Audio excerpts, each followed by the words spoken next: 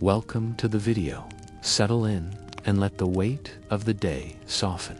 The hum of your surroundings fades as we travel back, not just in time, but into the slow, steady breath of another world. Tonight, we drift east through lowland forests and rivers choked with reeds, past the brush of bamboo leaves and the distant tolling of bronze gongs. We arrive in the heart of what was once the greatest empire in Southeast Asia, the Khmer Empire, centered in Angkor, where stone temples stretched skyward in silent devotion, and a web of canals once watered the rice paddies of millions. But this is not a story of kings and wars, at least not yet. First, it is a story of survival, of cracked feet and sun-baked days, of tending water and earth in a kingdom that dazzled from afar, but bore down heavily on the backs of those who kept it alive. You'll hear about the mystery of a vanished city, the sacred rituals carved into stone, and the golden stillness of Angkor Wat's sanctum. But before the palaces and priesthoods, there were the fields. So imagine yourself waking, barefoot and blinking, in the rising heat of a Khmer dawn. Let us begin. Imagine waking just before dawn, in a raised wooden house balanced on stilts above the damp, buzzing ground. The walls are woven palm, the roof thatch. There is no door, just a heavy cloth that hangs limp in the early humidity. The sky outside is still violet, but already the air is heavy with the warmth to come. You lie on a mat, stiff with wear, beside your siblings. Mosquito nets have long since worn thin, and the night's sleep has been broken by itching, heat, and the occasional bark of a dog down in the village. You're not surprised when you wake to the soft clang of a bronze bell, someone in the next household marking the time. You rise. Everyone rises. There is no concept of sleeping in. Morning is when the work begins, and in the Khmer lowlands, time is kept not by clocks, but by light, heat, and duty. Your feet hit the bamboo floor. The boards creak softly. Outside, the horizon is just beginning to lighten. The silhouettes of sugar palms stand black and tall against the dim sky. A rooster calls from somewhere nearby, but no one pays it any mind. The birds have always crowed too early or too late. You rinse your face in a clay basin filled from the rain jar. The water is warm, faintly cloudy, and smells of algae and damp wood. You run your hands over your arms, brushing off sleep, then reach for your simple work, tuna coarse, woven, patched, already damp from yesterday's sweat. You tie your hair back or wind a cloth around your head to catch the runoff of your labor. Breakfast is plain if it exists at all. Perhaps a leftover lump of rice hardened into a cake, eaten cold with fingers. Perhaps nothing but water with a few grains of salt stirred in to keep your stomach from cramping. There is no ceremony, no pause. The day is already pressing in. Outside, the path to the fields is narrow and slick with early dew. You walk barefoot like nearly everyone else. Sandals wear down too quickly, and leather is expensive. The soles of your feet are tough, but even so, sharp stones and thorns from the forest edge make you tread carefully. Sometimes you pass oxen being led to the water, their horns tied with woven ropes, their eyes dull and slow. Sometimes you see other villagers already ahead of you, their silhouettes bobbing with baskets, hoes, and water jars balanced on their shoulders. The fields are alive, more alive than the houses, in some ways. They stretch out in glistening steps, carved centuries ago by generations you'll never know. The irrigation ditches are everywhere, shallow veins that snake through the land, guiding the lifeblood of the kingdom, water. Without it, the rice fails. And if the rice fails, everything fails. You step into the paddies. The water is warm, almost body temperature, and slightly sour-smelling. Your foot sinks slowly into the mud pool beneath the surface sand. You feel it ooze between your toes. You've done this your whole life, but still, the first step each morning carries a small shock, a resistance. The earth does not welcome you. It tolerates you. Leeches begin to find you quickly. You've learned to check every so often, pulling them free and flicking them aside. Some villagers smear ash on their legs or wear tightly wrapped cloth to discourage them, but nothing truly works. The leeches are patient. The rice plants are tall now, brushing against your waist. Their leaves are thin and sharp-edged. As you move through them, they rasp against your skin, more irritating than painful. But over the course of the day, they leave behind a lacework of small cuts and rashes. Still, they must be tended.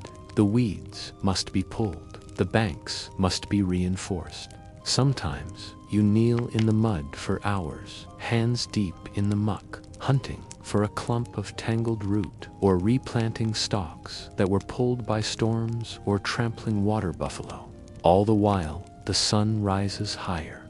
By mid-morning, the heat has shifted from humid to punishing. The air feels closer. The breeze has vanished. Your clothes cling to your body. Your back is damp, your brow dripping. You take a moment to wipe your face with a rag, but there's little relief. The sweat just returns. Around you, the other workers move in silence or murmur softly, too tired to speak, too focused to sing. Sometimes someone hums a simple tune, an old harvest song your grandmother used to chant as a girl. But even that fades as the sun climbs. Every few days, a temple scribe or a village official will visit the fields. They come wearing better cloth, under parasols, if they're important. They carry tablets to record how much rice is being harvested, how many bundles were sent upstream, how many oxen borrowed from the temple herds. They never help and count. Your village is responsible for a share of grain that must go to the priest's sand offering to the gods, they say, or more precisely, to the God King. It's called a tithe, but it often feels like tribute. If the harvest is short, the tithe doesn't change. Your family eats less instead. You've seen children go without for weeks because a field flooded early or a canal clogged with silt. Sometimes your hands blister from turning the grindstone, hulling rice husks in endless circles. Sometimes you help patch a breach in the canal, wading up to your waist in muddy water, hauling stones and reeds in baskets strung across your back. Sometimes you stand in the shallows, driving poles to keep the bamboo footbridges from washing away. The work never really ends. It changes shape, that's all. And then there are the tigers. You've never seen one up close, but you know the sound, the harsh, barking cough echoing from the distant trees. It comes rarely, but when it does, it stills the fields. A child vanished 2 seasons ago. No one spoke of it directly, but there were fresh footprints found in the mud, clawed and heavy. For days, everyone walked in pairs. At midday, the sun is like fire. Most farmers retreat for a short time, sheltering under makeshift palm awnings or ducking into raised huts near the fields. You eat a little fermented fish paced with rice, or strips of dried mango, if you're lucky. You drink from a clay jar passed among the workers. The water is warm, tinged with smoke from the cooking fire, but you're too thirsty to care. Your muscles ache, your eyes sting, your thoughts drift, and always the work waits. As the afternoon wanes, you return to the water. You check the dikes. You guide the buffalo through the shallow rows. You count bundles of stalks stacked to dry in the sun. You work until the light is gold again and the shadows stretch long. Eventually, you walk home slowly. Your feet are heavier now, caked in drying mud. Your hands are scraped raw in places, and your shoulders carry the dull throb of labor. But there is comfort in repetition. There is rhythm, the same path, the same climb up the house stilts, the same bowl of rice, steaming now with ginger or lemongrass, the same voices of family murmuring in half-light as the cicadas begin their endless chorus outside.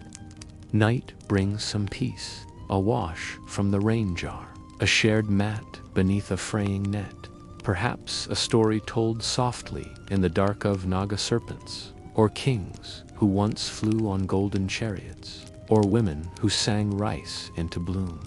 But your eyes close quickly, because tomorrow the bell will ring again, and the patties will wait.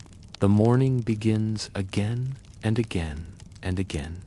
There is no moment where the days feel different, no soft reset that distinguishes one season from the next.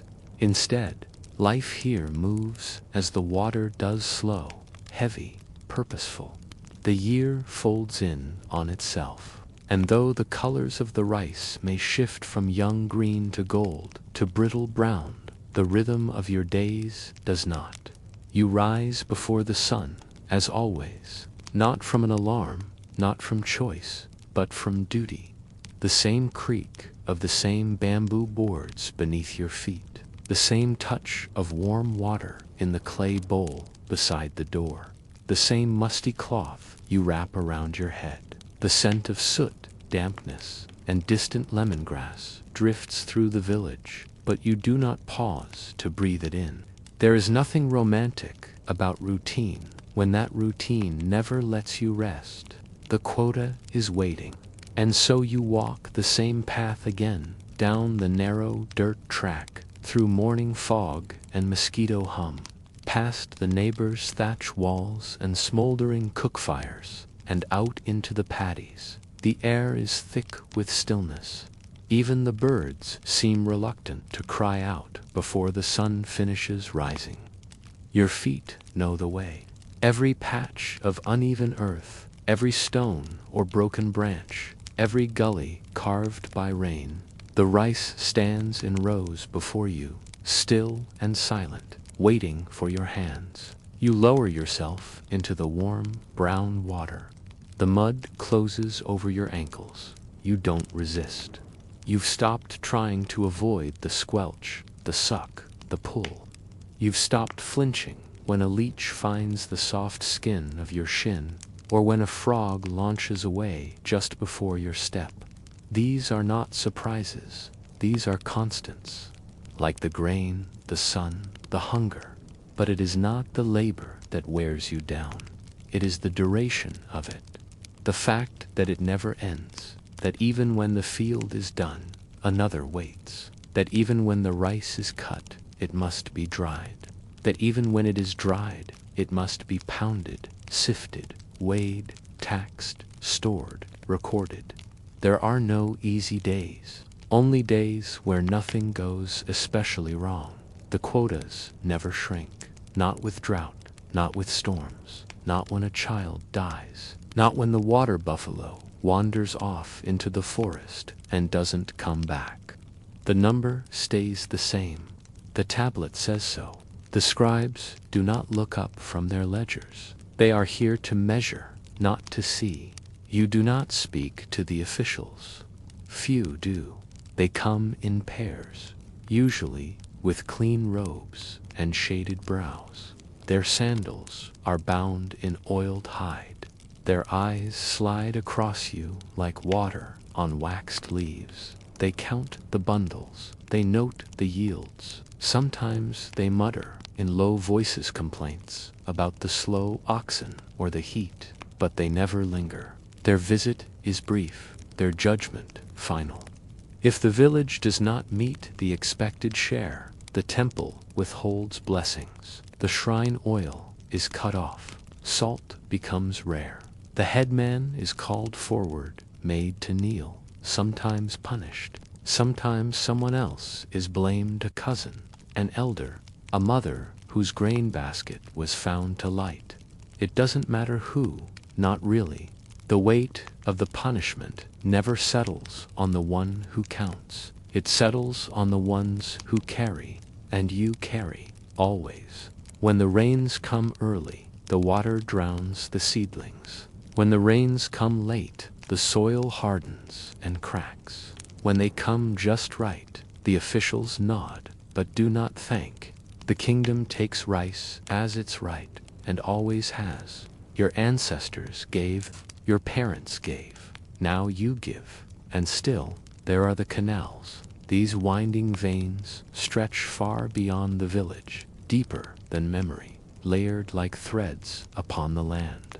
They were built in ages past, with laborers you've heard only stories about, men who hauled stones the size of water jars, women who carved earth with woven baskets, generations who gave up their own harvests so that water might flow downhill to someone else's paddies.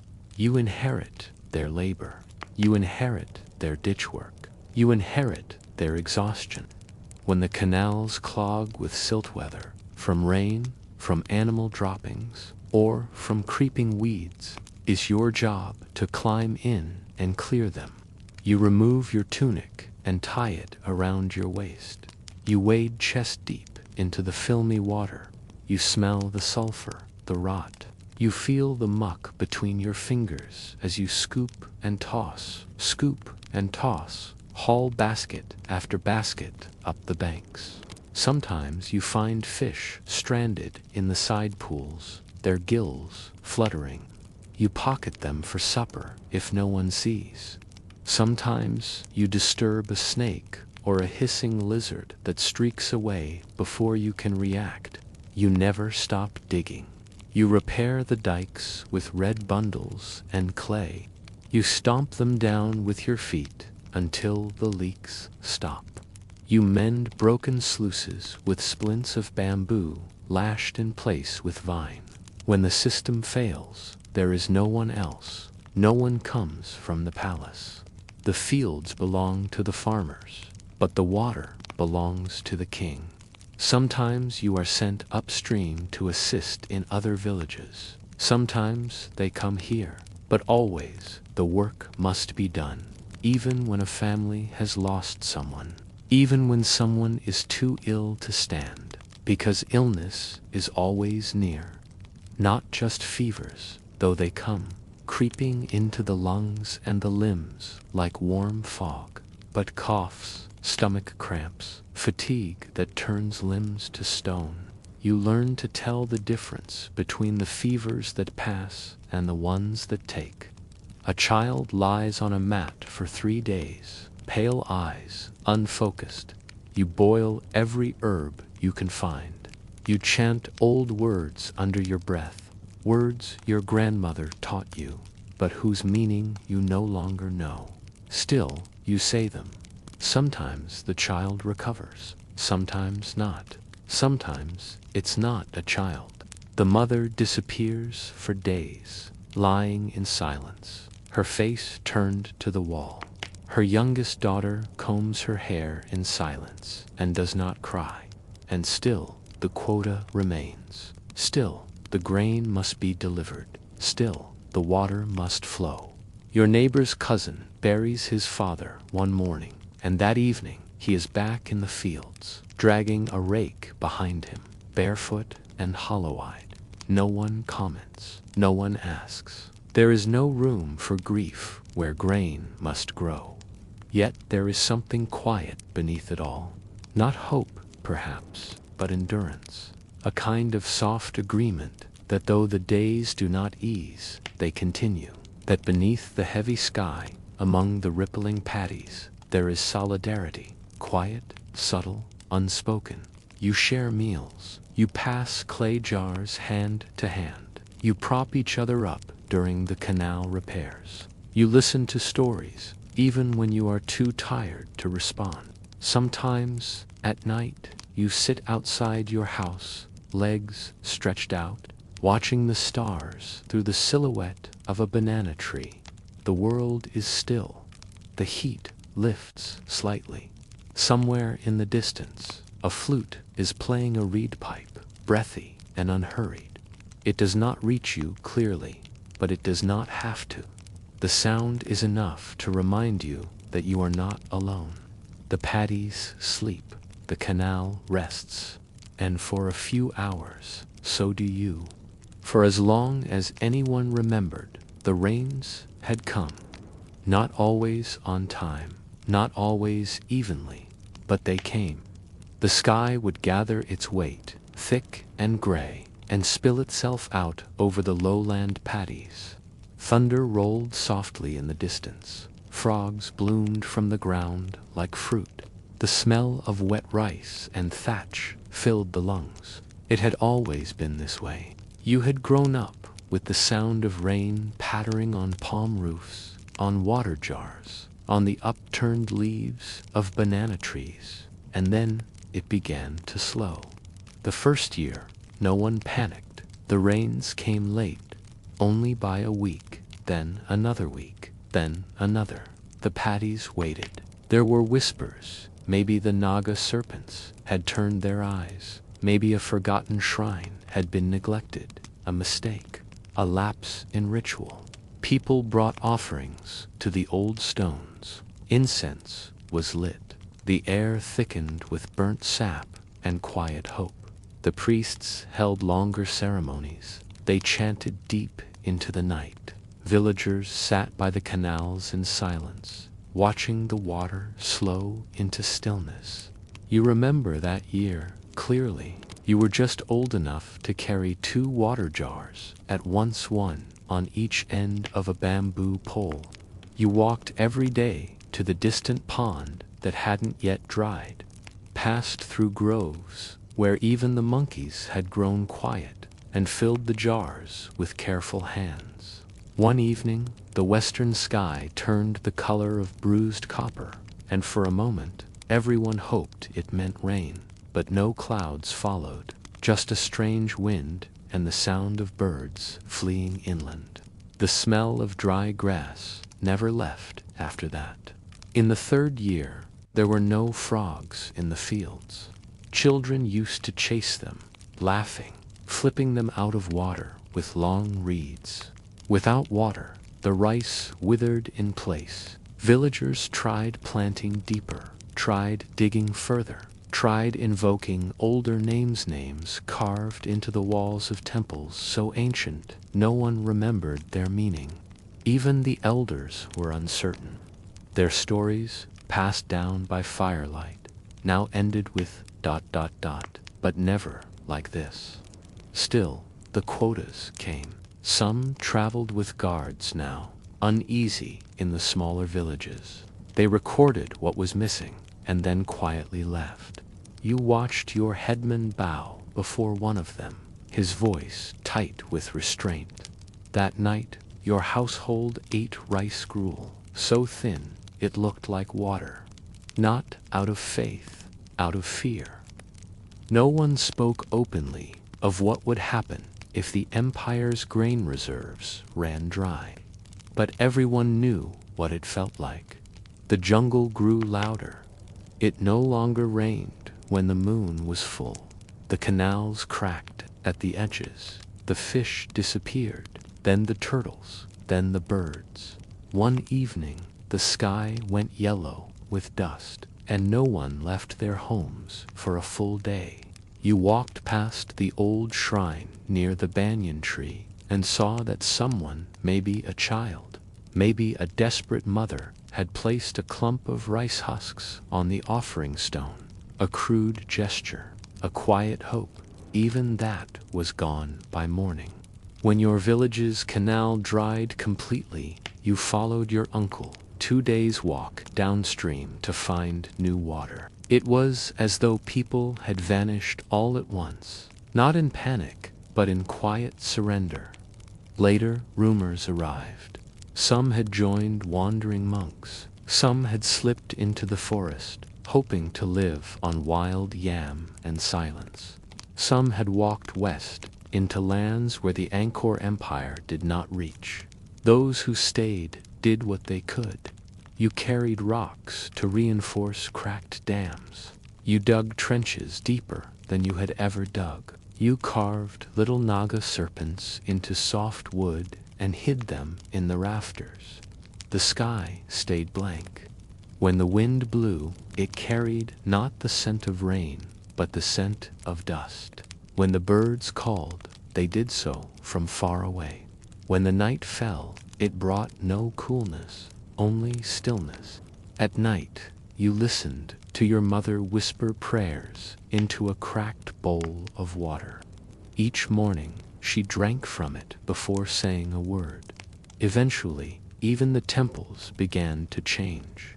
The air within the sanctuaries, once thick with sandalwood and incense, now smelled faintly of dampness and mildew.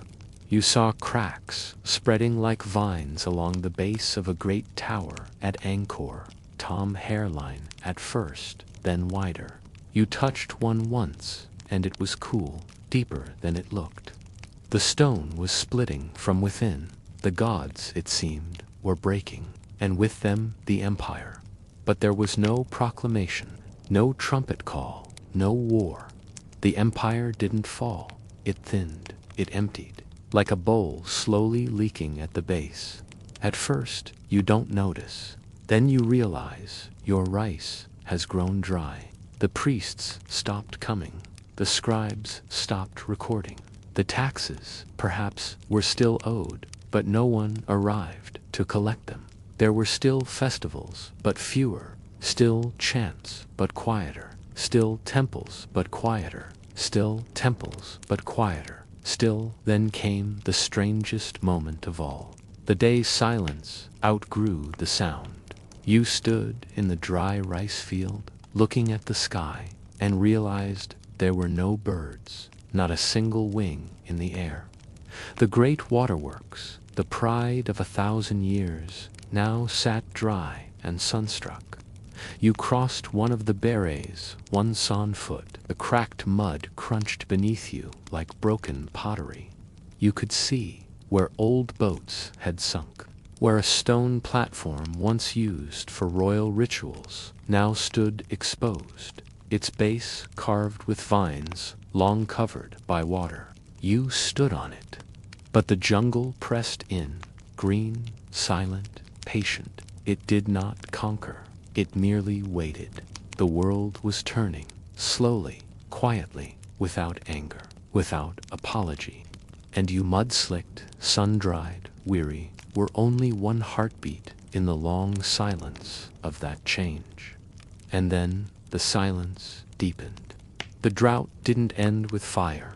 There was no final battle, no invading army laying siege to the palace, no sudden collapse of the great towers. The Angkor Empire did not fall the way stones fall. It faded the way echoes do, drawn out, dwindling, indistinct. First, it was the roads. You remember walking them broad, packed earth causeways, once firm beneath the carts of traders and oxen. They had stretched from Angkor to the sea, to the mountains, to outposts, far beyond your imagining. Now they were cracked with weeds, later lined with ants, later still overtaken by bamboo shoots, pushing through the stone markers like green fingers from below. The merchant caravans stopped arriving. No one came to buy rice, or to trade for lacquerware, or to sing the news from distant provinces. Once or twice a year, a traveler would appear alone, disheveled, eyes wide at how empty the great roads had become. They would rest a night, then move on.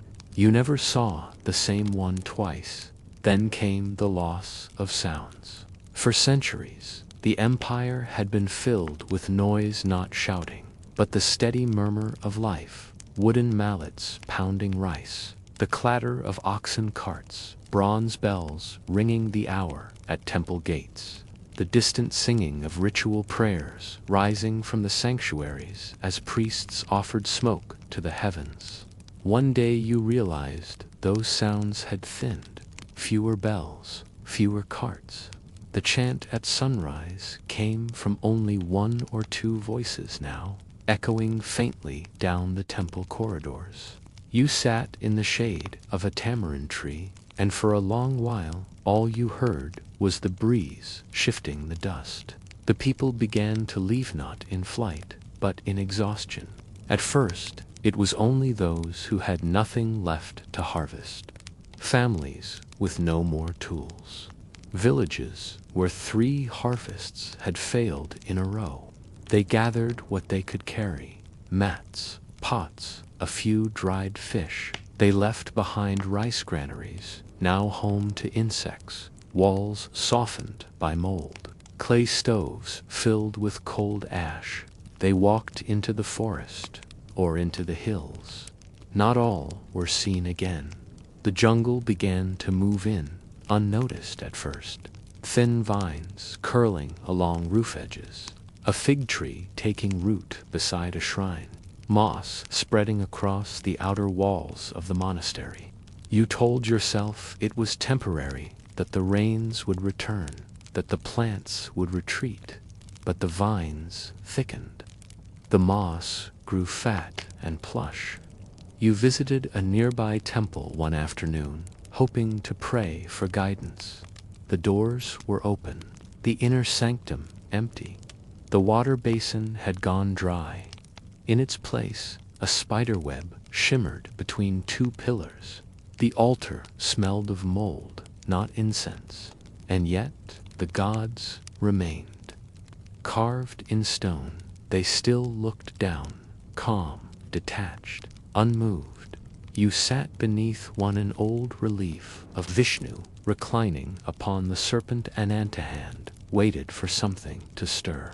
For a sign, for an answer, there was nothing, just the sound of leaves falling onto stone. The cities were still standing, but they had become hollow. The great halls that once held dancers and scribes were empty now, their floors swept by the wind. Pigeons roosted in the corners of courtyards once lined with gold lamps. Elephants, long gone feral, were rumored to wander the outskirts of Angkor Thom, moving through the ruins like shadows of a forgotten age. You passed through one such city, not as a visitor, not as a pilgrim, as a survivor. You saw carvings darkened by rain and time, walls now draped with tree roots thicker than a man's thigh. You walked through a palace gate so enormous you felt like a child again. But the guard towers stood silent, the stairs collapsed, the pools dried to cracked earth and reeds. Some say the gods left, others say they fell silent out of mercy. Some say the people forgot how to speak to them. Even the names of places began to fade. The temples, once known by long Sanskrit titles names that meant abode of peace, or sanctuary of the rising light, now became simply the place near the fig tree, or the broken tower, or where the bats sleep. People no longer recited the royal titles of kings or the lineages of queens. It was enough to say that was where the God King lived, and point into the forest. The royal court scattered. Some say it moved south, toward Phnom Penh. Others say it dissolved into small courts in the provinces, where rulers styled themselves as heirs to a crown no one had seen in years. Perhaps it doesn't matter. The idea of empire remained like smoke from a fire that had long since gone cold. You heard stories of kings still dressing in silk and gold, still holding court in stilted halls beside shrunken rivers, but you never saw them. What you did see were monks, barefoot, thin, walking single file down jungle paths, bowls in hand, heads bowed. They passed through without speaking, without pausing. You offered rice when you could, even when you had little. They bowed in thanks, but you sensed they, too, had no answers. Even the architecture began to fade not in form, but in meaning. You knew the shape of a corbelled arch, the curve of a Naga stairway. You knew what it meant to pass through a seven-tiered sanctuary, each layer representing the mountain of the gods. But now, these meanings belonged to no one. The stories behind the carvings of demon kings, of battles on the back of lions, of gods wrestling with time itself, no longer made sense to those who lived beside them. Children climbed the towers for fun. Monkeys nested in sacred halls. You saw a shrine used to dry fish, its base blackened by smoke. And so, the grandest temples in the world stood as monuments to memory yet no one remembered. You lived among the ruins. You swept the same floors your grandmother once swept. You lit candles where your uncle once prayed. You boiled rice with water carried from the same reservoir, now overgrown with reeds. You taught your children to be silent near the old stones, not out of reverence, but out of instinct. The gods might still be listening, or they might be sleeping. One morning, a tree split a wall in two. You watched as it happened. The crack echoed across the paddies. Dust rose in a cloud. Birds scattered. But no one came, and nothing changed. You returned to your work, and the wind rustled through the dry leaves, as though whispering some ancient name you could no longer pronounce. The jungle did not attack the empire. It welcomed it, folded it in, softened the stone with moss, erased the roads with roots, reclaimed what had once been carved, one gentle breath at a time. The empire ended, not with a scream, but with a sigh. The great empire had faded, not with fire, but with forgetfulness. What had once been a teeming world of rituals, orders, and stonework faded back into forest. Generation by generation, the old names were softened.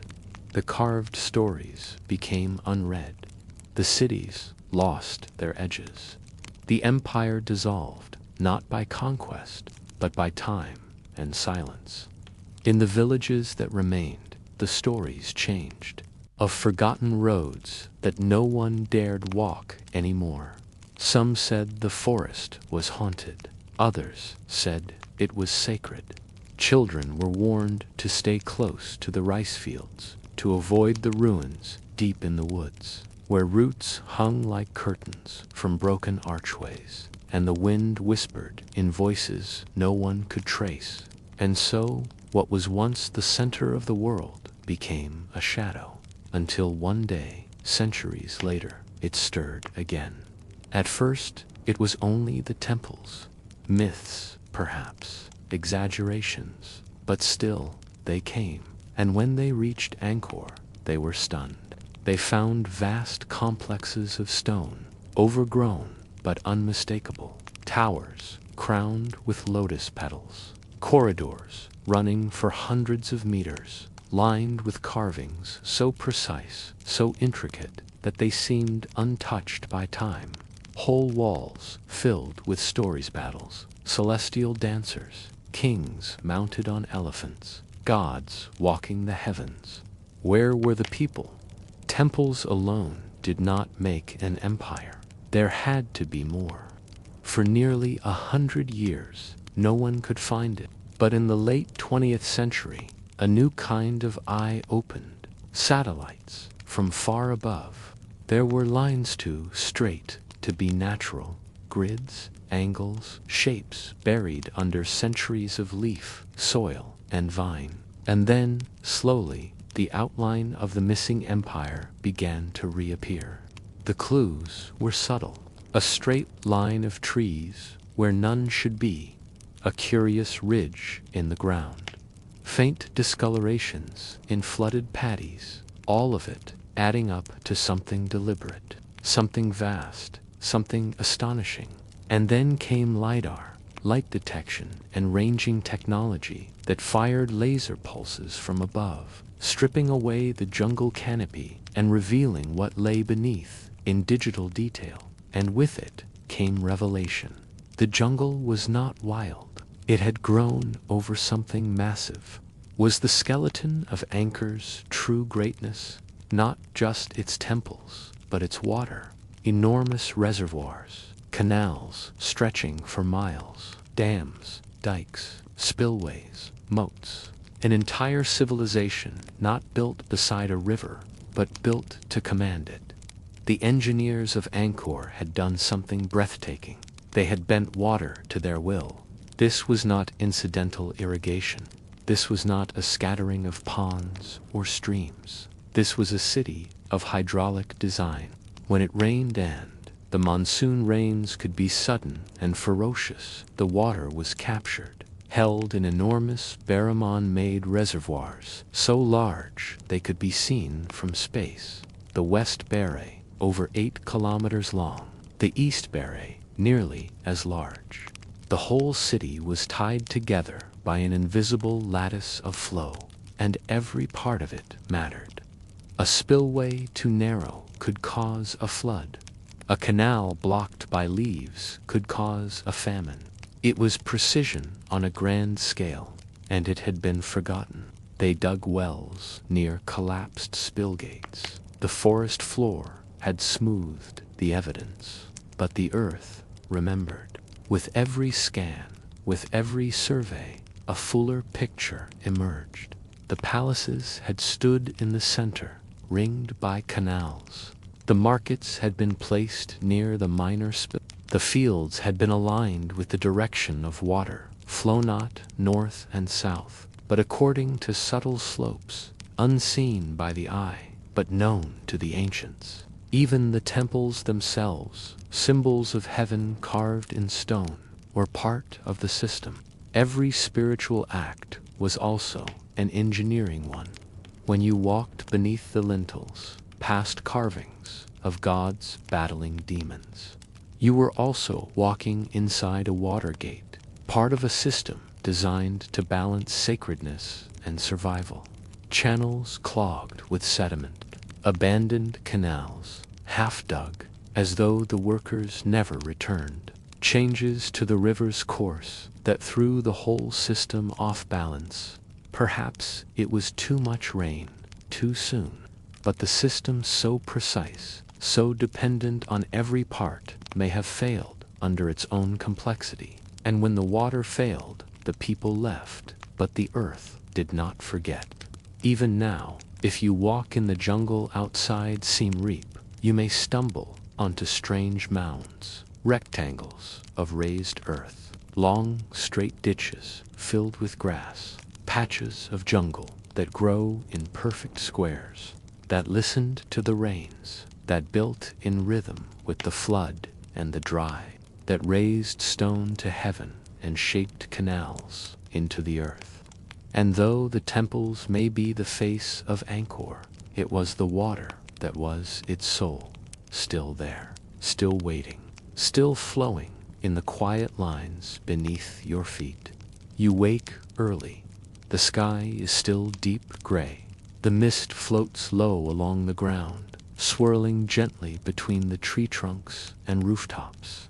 In the distance, a gong sounds, one low note, followed by silence. It is the call to prayer. You rise and move toward the temple, barefoot, your footsteps quiet on the packed earth. Around you, others walk too silently, slowly. No one speaks. The forest breathes softly, and the temple waits. Yet still they speak. The gods are still here, not as thunder, not as voices from the sky, but as presence. The Angkorian world was one of presence.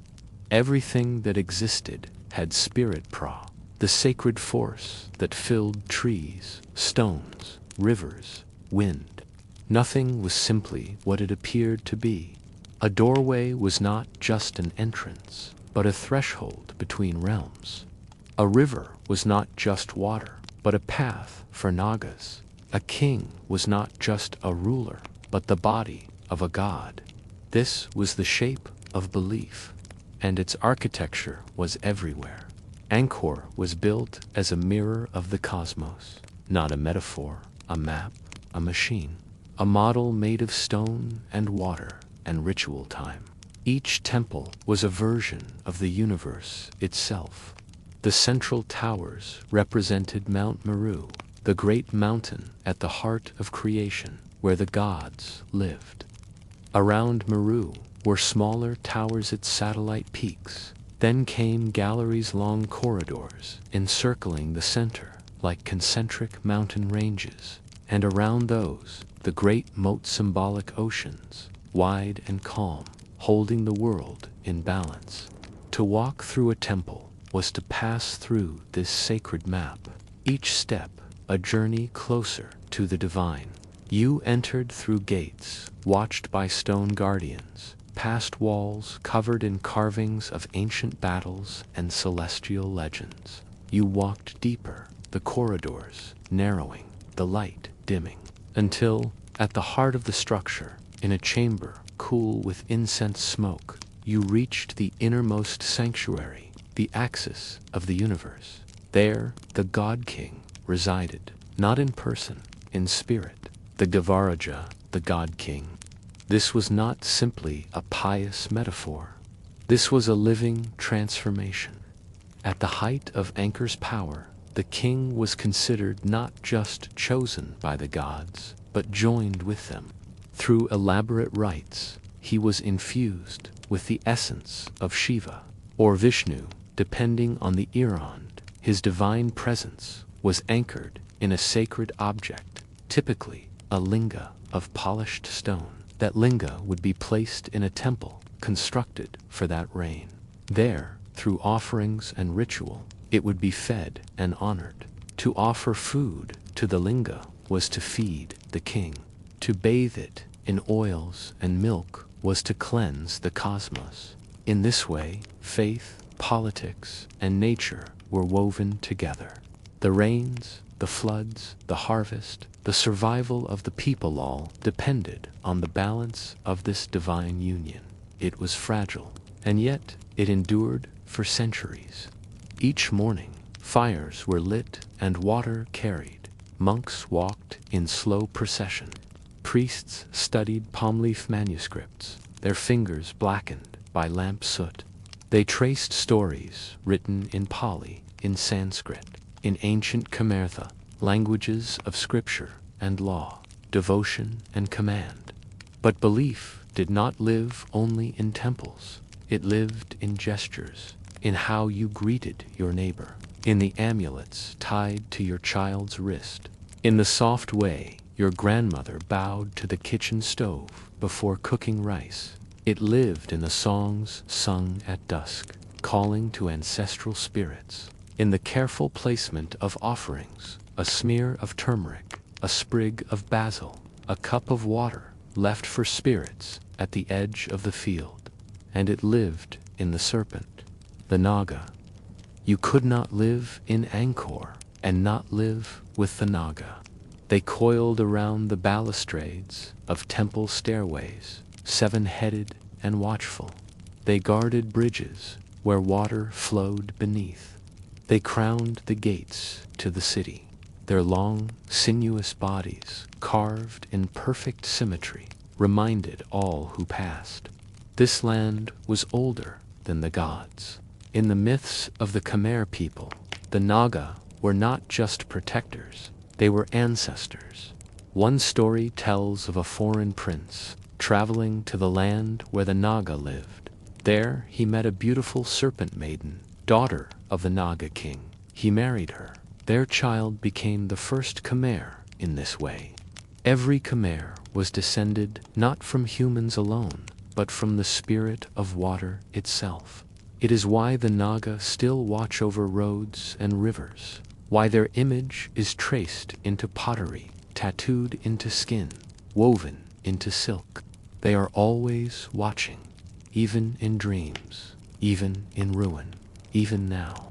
The priests also believed in the balance of the heavens. Astronomy was not science, it was alignment. temples were positioned with extraordinary precision. The sunrise at the equinox would fall exactly along the main axis of Angkor Wat. Shadows cast by towers marked the passing of seasons. The number of tiers, steps, columns all encoded sacred numbers. Everything was placed not just for beauty, but for harmony. And this harmony extended to dance. In Angkor's great courts, dancers performed the rabam, slow, hypnotic movements that mimicked the gestures of the gods themselves. Every motion had meaning. Every position of the hand was a word. They did not simply entertain. They enacted the myths again and again in soft gold and silk for the gods to see and for the people to remember. The rhythm of belief was endless, not loud, not even spoken aloud, sometimes just repeated through incense, through carving, through the walking of feet along the same path again and again until the stone wore smooth. Even after the empire faded, the practices did not stop. The temples fell silent, but never empty. Even now, monks light candles at the feet of broken statues. Villagers leave offerings in crumbling shrines. Children dip fingers into basins once used for sacred baths. You may visit Angkor and see it as ancient, but belief still lives there. In the moss that grows on the eastern steps, in the breath of the wind that moves through long corridors, in the way the light breaks across the carvings at dawn. Belief is not always loud. Often it is just there, still waiting, enduring like stone, flowing like water. Spoken not in words, but in shape. Imagine yourself stepping quietly through the gates of Angkor Wat, but not as a traveler or a curious visitor rather, as someone born into its highest circles, part of the palace's living rhythm. The air is still cool from the night, but the promise of heat lingers in the soft haze that clings to stone pillars and the moss-grown balustrades. The palace breathes softly in the dawn light. The first thing you notice is the scenta delicate, almost otherworldly blend of crushed lotus petals, sweet sandalwood incense, and the faintest trace of jasmine that drifts in from nearby royal gardens. This scent, carefully preserved and layered by generations of priests and attendants, is the invisible garment of the court. You glide barefoot over polished sandstone floors, smooth and cool beneath your feet, polished through centuries by the silk-shod steps of kings, queens, and courtiers alike. The stones seem to hum faintly with the memory of those countless footsteps, a gentle vibration that anchors the palace in time. Around you, courtiers and servants move like shadows, their motions practiced to near invisibility. They wear fabrics dyed in rich indigos and crimsons, embroidered with fine gold thread that glints softly but never shouts. Their voices are low, careful, always measured. Conversation is a whispered current, like the soft ripple of water in a hidden stream. You pass beneath an intricately carved stone archway, the patterns worn smooth but still telling stories. Celestial dancers frozen in timeless pose, serpents coiling protectively around lotus stems, and scenes of divine battles between gods and demons. These carvings are not mere decoration. They are a sacred script, a slow chant carved in stone, meant to remind all who enter of their place in the grand design. Beyond the archway, the great courtyard opens, filled with pools of still water, reflecting the first rosy fingers of dawn. Lotus flowers float lazily on the surface, their petals unfolding slowly, as if waking from a deep, eternal sleep. In this serene space, the court's daily rhythm begins. Attendants, their hands never idle, move in quiet procession.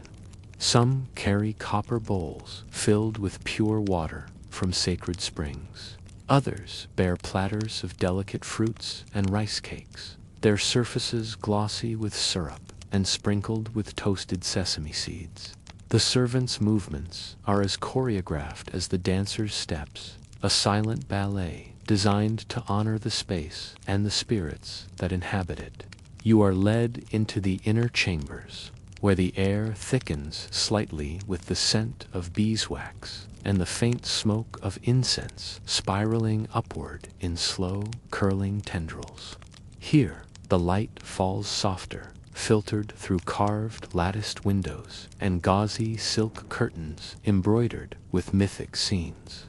The walls, painted in ochre and gold, shimmer faintly, each brushstroke a prayer, each color chosen for its spiritual resonance. Here, in these quiet rooms, the king prepares. He does not speak loudly.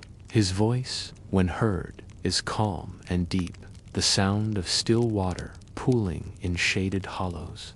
He moves deliberately, wrapped in silk robes, dyed in the sacred colors of the empire, deep saffron, rich crimson, and royal purple each, fold embroidered with gold thread that catches the light like trapped sunlight. His hair is bound carefully, adorned with a simple golden circlet that marks his sacred status. His eyes hold the calm certainty of one who carries the weight of worlds upon his shoulders.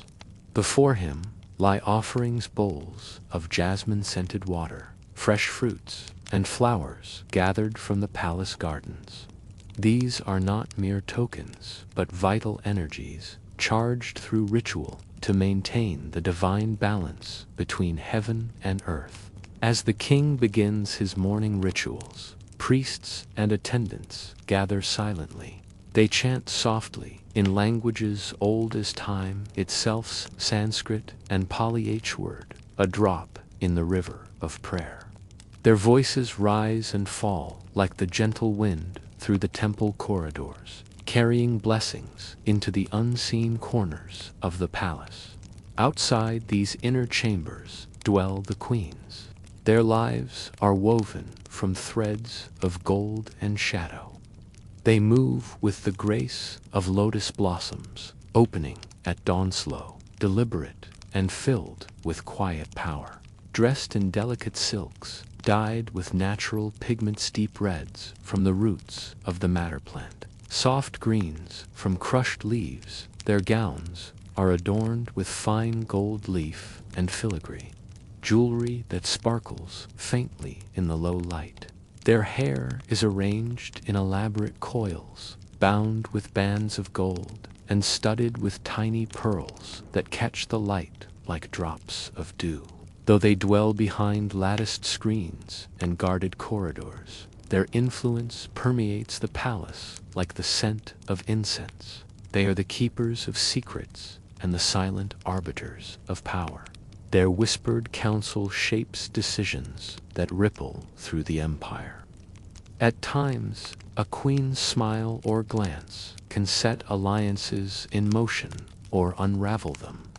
Yet their days are often still marked by hours spent in prayer, embroidery, tending sacred gardens, or instructing children of noble birth in the arts of music and dance. They rise before the sun and retire long after its descent, their lives marked by a slow cadence that balances grace with duty. Music fills the palace in the late afternoon. The roniat, a wooden xylophone carved from fragrant hardwood, plays soft melodies that float through open corridors and shaded courtyards. Alongside it, the traw, a two-stringed fiddle, weaves gentle counterpoints. The sounds are delicate and layered, like sunlight filtering through leaves. These are not concerts for entertainment alone. They are offerings, gifts to the gods, harmonies meant to sustain the cosmic order. Sometimes, Dancers enter celestial beings in human form. Their movements are poetry made flesh. Their hands trace stories written in the sky waves of water, blossoming flowers, the flight of birds, the steps of gods on Mount Meru. Each gesture holds meaning, each motion is a sacred word. Their costumes shimmer with gold and silk, their faces serene and focused, lips curved in a faint, enigmatic smile. Their presence is both a blessing and a reminder of the divine nature of the court. The evening ceremonies bring procession. A great canopy of embroidered silk is unfurled, shading the king as he is carried slowly through the temple courtyards. The air is thick with incense and soft drum beats, the rhythm steady and slow like a heartbeat. The crowd bows deeply as he passes. No one dares meet his gaze directly. He is the living God, the axis upon which the world turns. As darkness falls, torches flicker to life, casting a warm glow over carved stone and silk. The palace settles into silence again. The music softens, and the night becomes a gentle curtain. And though the velvet and gold dazzle the eye, there is a weight here too. A pressure in the quiet moments between ceremony and rest. For every gleaming jewel, there is a whispered intrigue. For every silk gown, a hidden rivalry. Even the gods watch closely, and the God King must carry the heavy mantle of divine favor, because the palace is more than a home. It is a living symbol of power, of faith, of the delicate balance between man, God, and nature. And in this balance, every breath, every glance, every gesture matters. You settle into the quiet of the night. The lotus petals on the pool drift slowly. The jasmine scent lingers. The palace dreams beneath a sky full of stars. And you, for a moment, are part of this ancient, endless rhythm. The royal palace of Angkor at night does not sleep. Not truly, it quiets. Yes, the musicians stop playing. The priests finish their chants. The lamps are turned low. But sleep is not the same as stillness. In the royal courts, those long, echoing halls, lit by faint oil light, their shadows stretching like drapery along carved walls, something else stirs. Thought, tension, watchfulness. And behind carved wooden doors, lined with fine brocade and iron latches, the true rhythms of court life continue. This is the hour of silence. But silence at court is never empty. It is full of calculation. It is full of names spoken in whispers, or not spoken at all. It is full of glances exchanged across shaded corridors, full of offerings delivered at odd hours, full of soft footsteps pacing smooth stone halls lined with lotus motif tiles, full of scribes who work late into the night, copying not only holy scripture but secret missives, records of alliances, debts of favor.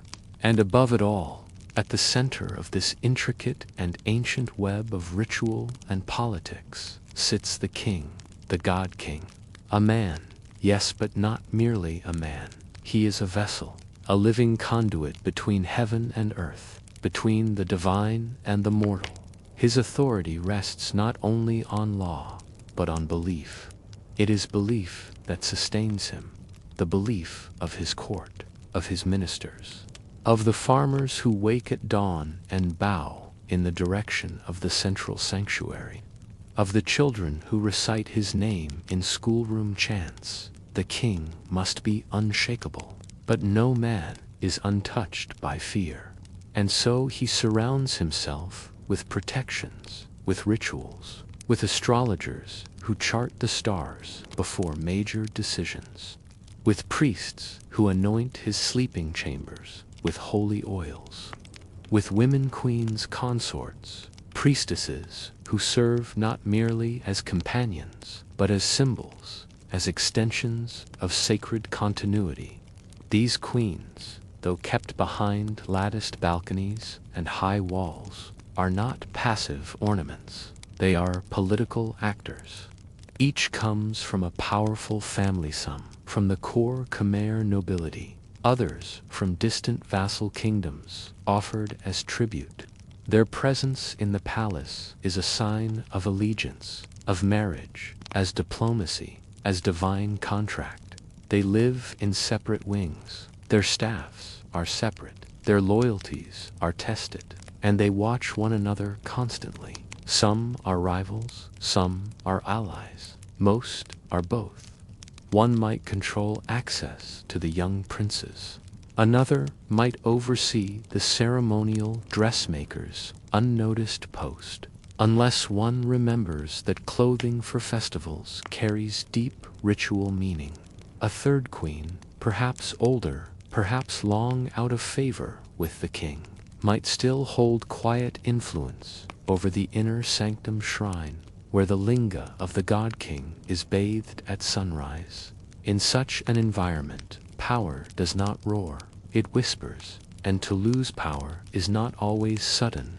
It can be a gradual, glacial withdrawal, an invitation that no longer arrives, a priest who no longer bows quite so deeply, a rumor planted in the ear of a court astrologer. A queen may find her halls colder, the offerings fewer, and then perhaps a new consort arrives, younger, unfamiliar. Perhaps the king favors her with a sandalwood bracelet carved in the pattern of a naga's coil. Perhaps that favor spreads, and the old queen is left to tend her orchids and say nothing, because to speak aloud would be to break the ritual, and breaking the ritual carries a price. For all its ceremony and beauty, the Angkorian court is not gentle. It is orderly, yes, beautiful, yes, sacred, but not soft. Even the smallest signs are heavy with consequence. A missed ritual may be interpreted as disfavor from the gods. A dropped bowl of blessed water, ill omen. A ceremonial garment worn out of season, treason, or blasphemy, or both. And so, palace life becomes a long, slow balancing act. Each noble family seeks to secure its position, not through war or open challenge, but through presence, through proximity, through the quiet arts of patience, suggestion, alliance, and removal. Removal is always discreet. A court official might take sudden ill and retreat to his family estate, never to return. A royal scribe might be transferred to a distant post on the empire's edge. A dancer might disappear from the evening lineup. No one asks questions, because to ask is to disturb the surface of the sacred. To question the workings of divine order is to question the God-King himself. And the God-King must never falter. His marriages, too, are sacred. The most important of them is not always the most romantic, it is often the most symbolic. The king is expected, at intervals, to marry a goddess, that is, to participate in a ritual union that reaffirms his link to the heavens. In these ceremonies, the chosen queen might represent the earth itself, or a celestial consort, or a Naga princess from the mythic past.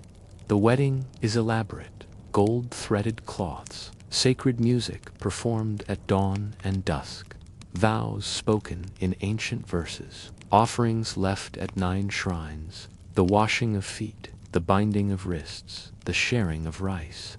The symbolism is dense. The union must succeed, because a failed divine marriage, through death, illness, or even a poorly interpreted dream, could signal cosmic imbalance. And the people believe this. If the rains fail, they look first to the court. If harvests are thin, they ask, did the king displease the gods? Is the queen not truly sacred? Has the ritual been broken? And in this way, the personal lives of the elite become national concern woven into agriculture, warfare, and diplomacy. Sometimes, the king is tested, not only by his court, but by his children. Succession is never simple. There is rarely only one heir. Princes, raised in separate courts, grow into men with ideas, ambitions, and supporters. Some are born of favored queens, others of minor consorts who rise unexpectedly. Each prince studies not only scripture and governance, but the art of waiting. And when a king grows old, the stillness in the palace grows heavy. Every glance tightens. Every word matters. Because one prince will become the next god king, and the others, their fate depends on silence, on timing, on the favor of a queen, a priest, a general. Some may be exiled, some may disappear. All of this occurs quietly, because in Angkor, the surface must remain calm, no matter what turbulence swirls beneath.